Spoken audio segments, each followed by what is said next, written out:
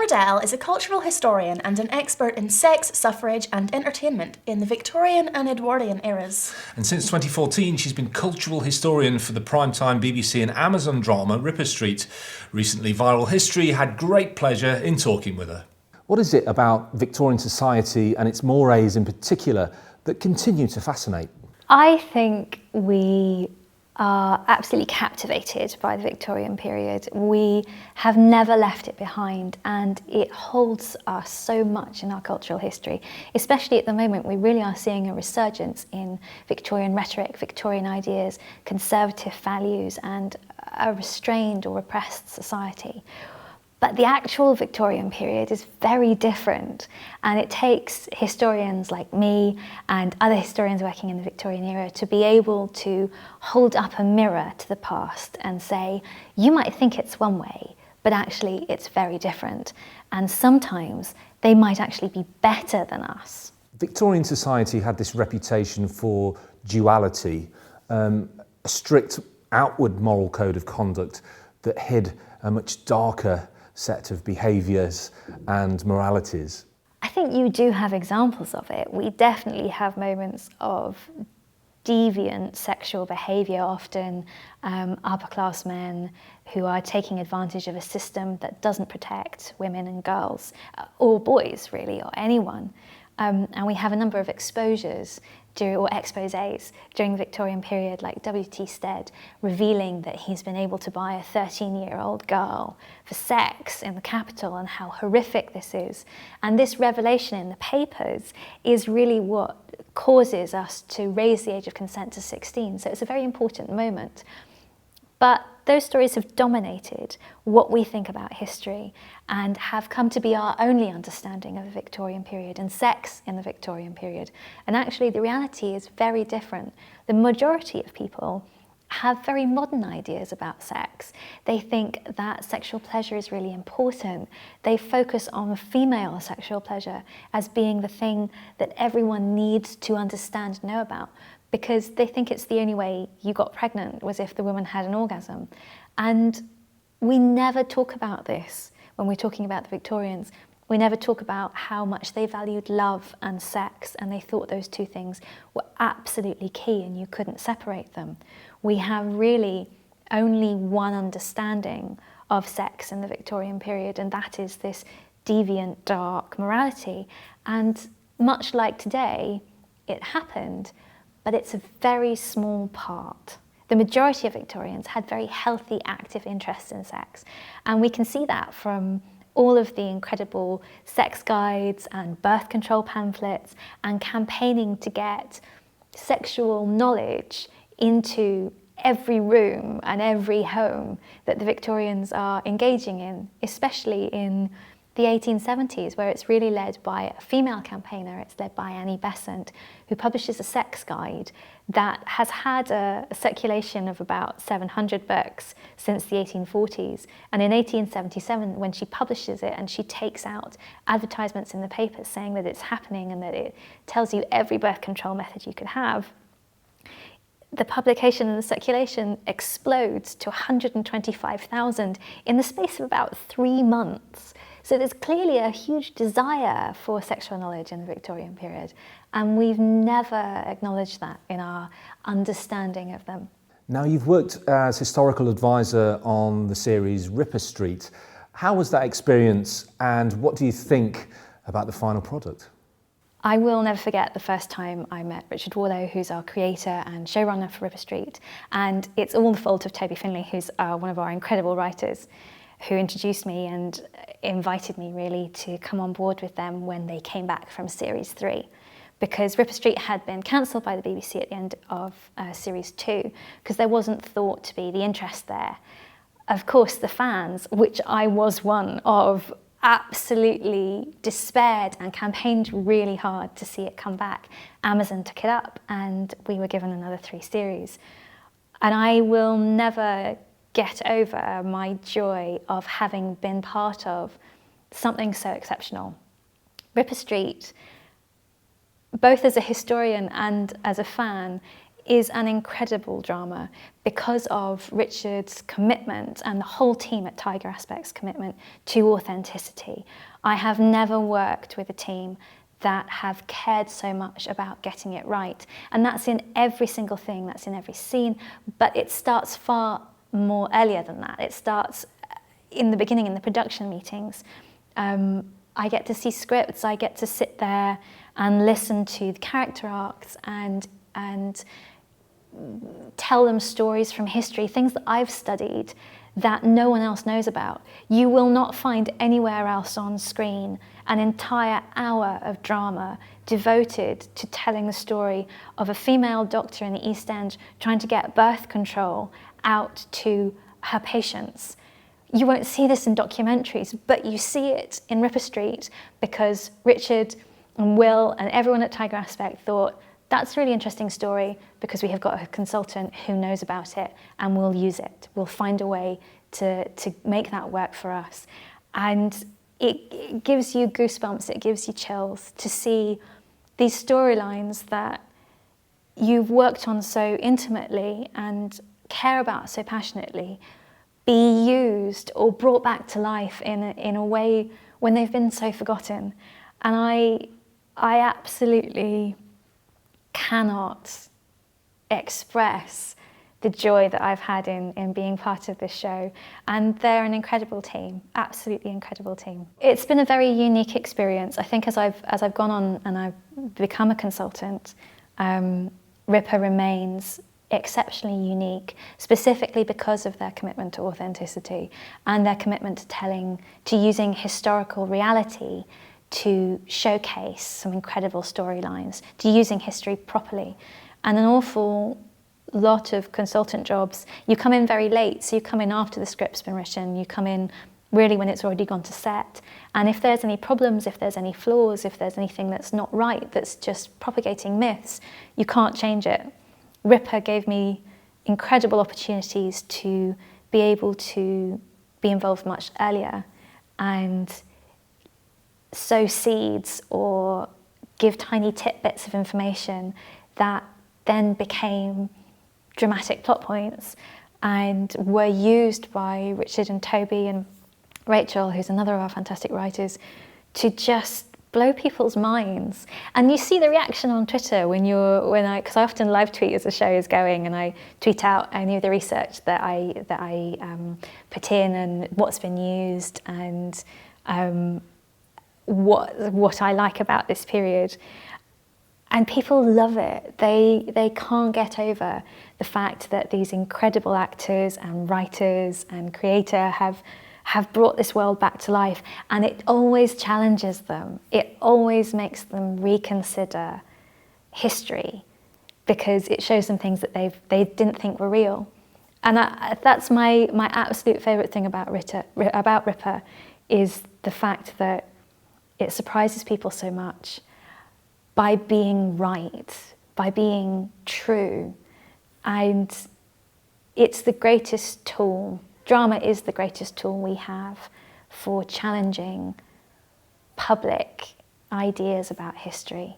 And yeah, I will never get over having been able to be part of it. I will always feel lucky. Your research has also drawn you to the 19th century world of music hall, and you argue that rather than a naive form of entertainment for the masses, it was a much more radical form of expression. We have this idea that music hall is just knees up Mother Brown and it's very stereotypical, it's very basic, but actually it's the internet for the Victorian world.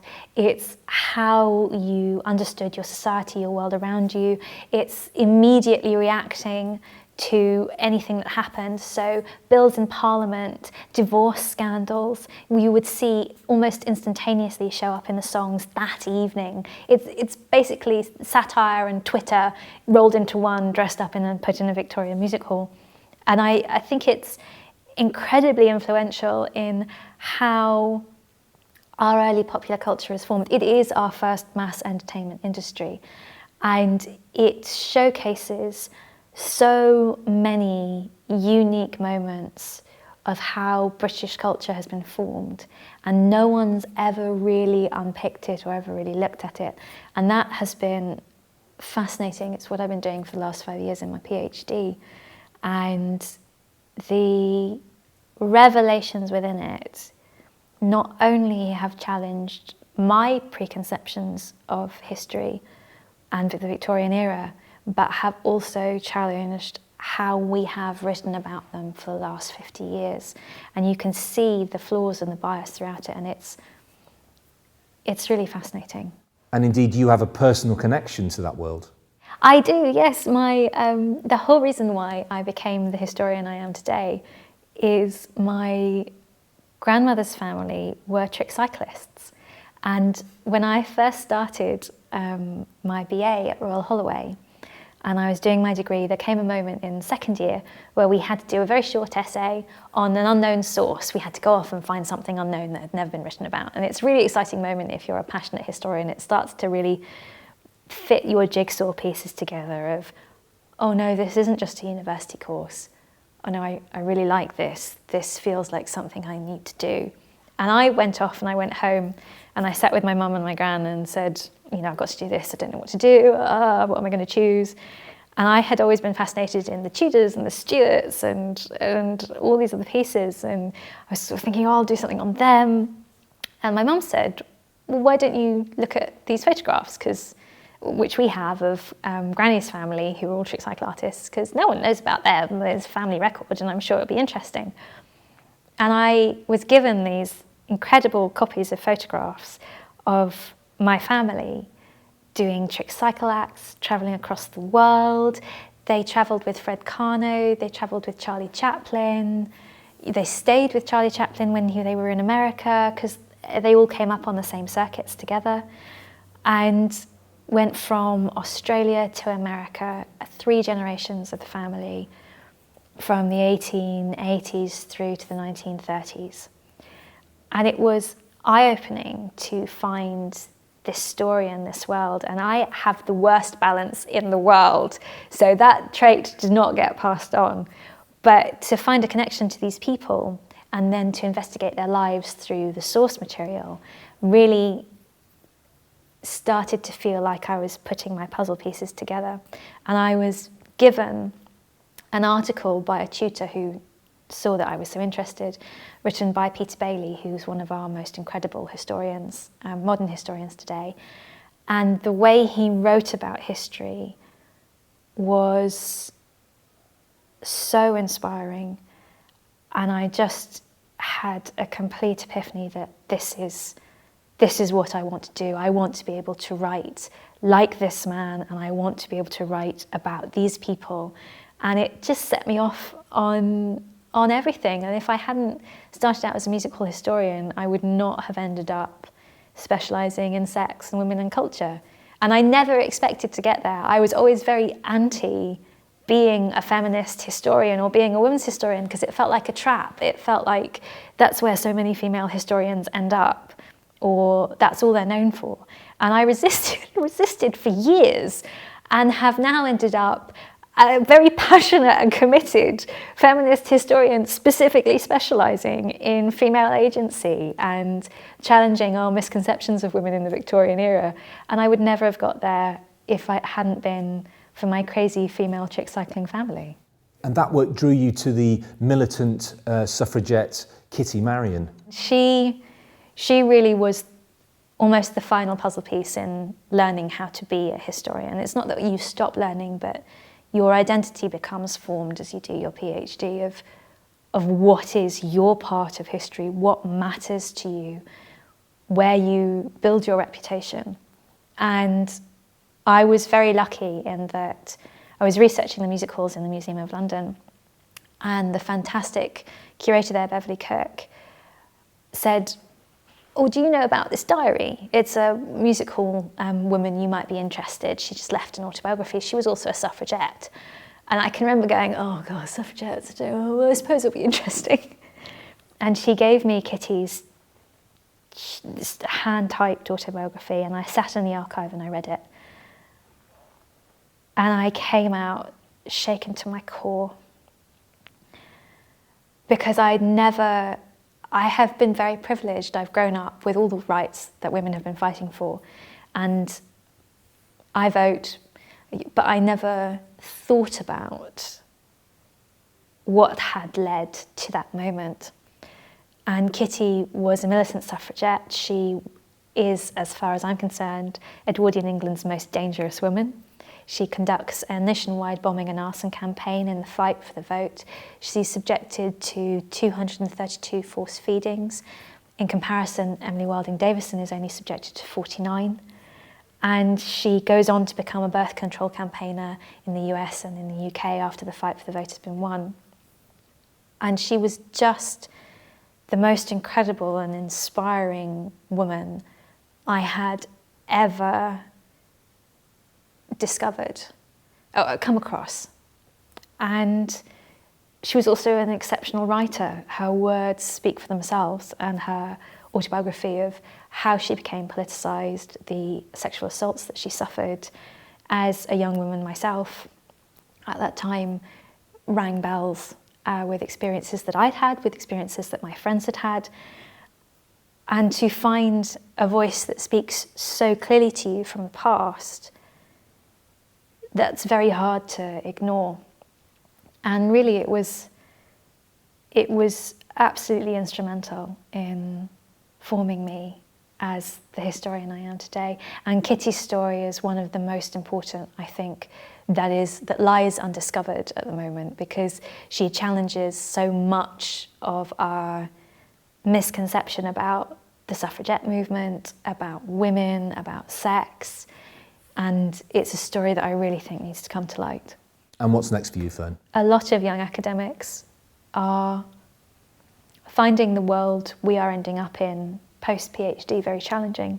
The jobs aren't there, the security isn't there, the opportunities aren't there, and the cuts to funding, the destruction of the humanities departments by our government is absolutely terrifying.